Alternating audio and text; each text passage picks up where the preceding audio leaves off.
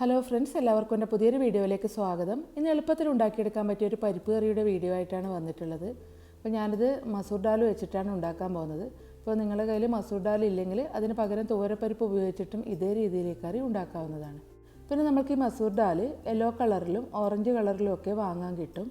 അപ്പോൾ ഞാനിവിടെ തൊലിയോട് കൂടിയിട്ടുള്ള 1 ഗ്ലാസ് മസൂർ ദാലാണ് എടുത്തിട്ടുള്ളത്.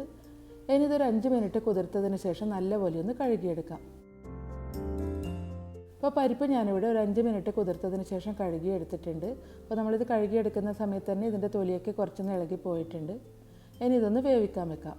പിന്നെ ഈ മസൂർ ദാൽ നമ്മൾ കുക്കറിൽ വേവിച്ചെടുക്കേണ്ട ആവശ്യമൊന്നുമില്ല, അല്ലാതെ തന്നെ ഇത് പെട്ടെന്ന് വെന്ത് കിട്ടും. ഇത് വേവിച്ചെടുക്കുന്നതിന് വേണ്ടി ഞാൻ പരിപ്പളന്ന അതേ ഗ്ലാസ്സിന് ഒരു 4 ഗ്ലാസ് വെള്ളം ചൂടാക്കാൻ വെച്ചിട്ടുണ്ട്. വെള്ളം നന്നായിട്ട് ചൂടായി വരുന്ന സമയം ഇതിലേക്ക് പരിപ്പ് ഇട്ട് കൊടുക്കാം.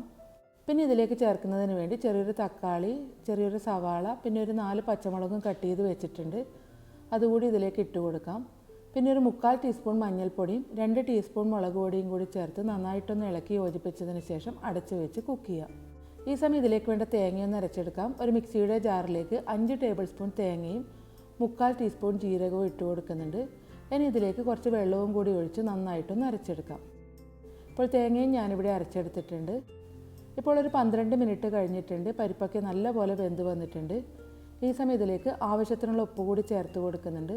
ഇനി ഇത് നല്ലപോലെ ഒന്ന് ഇളക്കി യോജിപ്പിച്ചതിന് ശേഷം അടച്ച് വെച്ച് 2-3 മിനിറ്റ് കൂടി കുക്ക് ചെയ്യാം. ഉപ്പ് ചേർത്തതിന് ശേഷം കറി നല്ലപോലെ തിളച്ച് വരാൻ തുടങ്ങിയിട്ടുണ്ട്.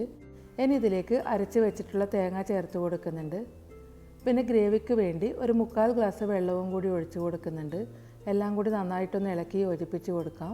അപ്പോൾ ഞാനിത് കുറച്ച് ലൂസായിട്ടുള്ള പരിപ്പ് കറിയാണ് ഉണ്ടാക്കുന്നത്. അപ്പോൾ നിങ്ങൾക്ക് ഇത്ര ഗ്രേവി വേണ്ടെങ്കിൽ വെള്ളത്തിൻ്റെ അളവൊന്ന് കുറച്ച് കൊടുത്താൽ മതിയാവും. പിന്നെ ഇതിൽ ഉപ്പ് കുറവായതുകൊണ്ട് കുറച്ച് ഉപ്പ് കൂടി ചേർത്ത് കൊടുക്കുന്നുണ്ട്.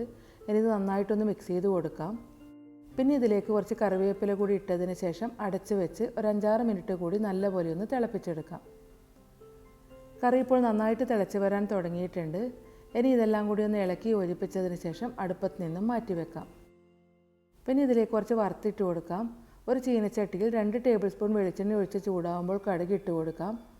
കടുക് പൊട്ടി വരുന്ന സമയം വറ്റൽമുളക് കൂടി ചേർത്ത് നല്ലപോലെ മൂപ്പിച്ചതിന് ശേഷം കറിയിലേക്ക് ഒഴിച്ചു കൊടുക്കാം.